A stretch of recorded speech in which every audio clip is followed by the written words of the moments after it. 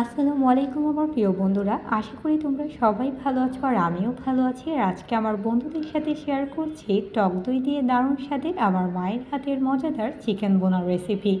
আর এই রেসিপিটি খেতে বন্ধুরা পুরোপুরি রেস্টুরেন্টের মতো লাগে, তাই ভাবলাম আমার বন্ধুদের সাথেও শেয়ার করা যাক। আশা করি আমার বন্ধুদের কাছেও ভালো লাগবে। আর চিকেন তো আমাদের প্রত্যেকেরই পছন্দের একটা মিট, ছোট বড় সবারই। আর এটা যদি একবার টক দই দিয়ে এরকম দারুণ স্বাদের রান্না করা হয় তাহলে আমার বন্ধুদের কাছেও অনেক অনেক ভালো লাগবে রেসিপিটি। চলো বন্ধুরা, তাহলে মা কীভাবে এই মজাদার রেসিপিটি রান্না করছে তোমাদের সকলের সাথে শেয়ার করা যাক। আর মা এখন ফ্রাই প্যানে হচ্ছে রান্না করার জন্য সয়াবিন তেল, আর সাথে হচ্ছে তেলটা গরম হয়ে আসতে এলাচ আর দারচিনি দিয়ে দিল। আর এখন হচ্ছে মা একটু লবণ দিয়ে মাংসগুলো মেখে মাংসগুলো একটু তেলে ভেজে নিচ্ছি। এতে দারুণ একটা ফ্লেভার আসে মাংস থেকে, আর মাংসে যে একটা স্মেল থাকে সেটা চলে যায়। তোমরা এই মাংস বোনাটা যে কোনো চিকেন দিয়ে করতে পারো, তবে আমরা হচ্ছে ব্রয়লার চিকেন দিয়ে মা রান্না করছি এখানে।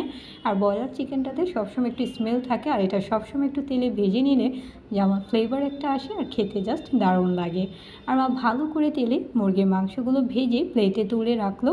আর এখন এই দই চিকেনটা রান্না করার জন্য তেলে হচ্ছে মা বেশি করে পেঁয়াজ কুচি দিয়ে ভালো করে নেড়ে চেড়ে পেঁয়াজটা এখন লাল করে নিচ্ছে।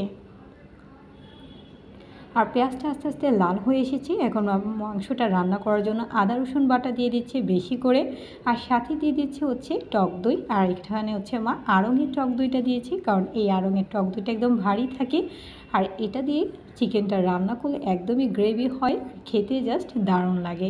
আর এখন ভালো করে টক দইটা দিয়ে মা নাড়াচাড়া করে নিচ্ছে।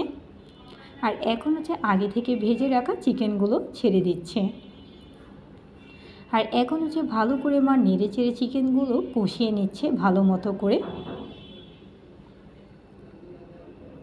আর এখন হচ্ছে আমার সাথে দিয়ে দিচ্ছে পরিমাণ মতো লবণ। দারুণ একটা ফ্লেভার আসছে বন্ধুরা, যা তোমরা পাচ্ছ না। তোমরা পেতে হলে কিন্তু অবশ্যই একবার হলেও এই মজাদার রেসিপিটি ট্রাই করবে। আশা করি আমার বন্ধুদের কাছেও অনেক অনেক ভালো লাগবে। আর এখন ভালো করে মা মাংসটা কষিয়ে নিল, কারণ মাংসটা যত বেশি কষানো হবে এটা ততটাই ফ্লেভারফুল হয় খেতে। আর বেশি করে এখন মা পানি দিয়ে দিল মাংসটা কষিয়ে, এতে সুন্দর মতো চিকেনগুলো গলে যাবে। আর এখন হালকা হালকা করে মা নাড়াচাড়া করে কিছুক্ষণের জন্য হচ্ছে ঢেকে রাখছে, এতে সুন্দর মতো হচ্ছে মাংসগুলো গলে যাবে। আর কিছুক্ষণ পর ঢাকনাটা তুলে নিচ্ছে। আর এখন হচ্ছে মা সাদা গোলমরিচের গুঁড়া দিয়ে দিচ্ছে, এতে একটু মাংসটা স্পাইসি ফ্লেভার হবে, কারণ এটাতে যেহেতু মা মরিচ আর হলুদের গুঁড়া অ্যাড করছে না, কারণ টক দই দিয়ে চিকেনটা সাদা বোনা খেতেই দারুণ লাগে। আর এরকম সাদা বোনা রেসিপিতে যদি একটু গোলমরিচ আর বেশি করে কাঁচামরিচ দেওয়া হয় তাহলে এটা খেতে এতটাই দারুণ লাগে বন্ধুরা, যে তোমরা এটা দিয়ে যে কোনো সাদা পোলাও, খুদের বোয়া অথবা সাদা ভাত দিয়েও খেতে পারবে।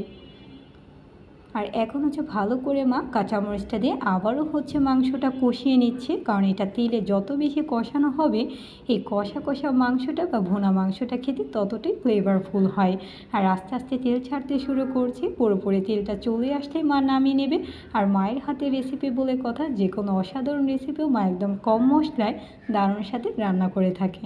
আশা করি আমার বন্ধুদের কাছে আমার মায়ের হাতে এই মজাদার রেসিপিটা টক দই দিয়ে চিকেন ভুনা রেসিপিটা ভালো লেগেছে। তোমরা কিন্তু লাইক কমেন্ট শেয়ার করতে ভুলবে না। যারা যারা আমাকে সাপোর্ট করছো অসংখ্য ধন্যবাদ। যারা এখনও আমাকে সাপোর্ট করো নাই, সাপোর্ট করে ফেলো আমার নিত্য নতুন ভিডিও দেখার জন্য। Thanks for watching my video. Allah Hafiz.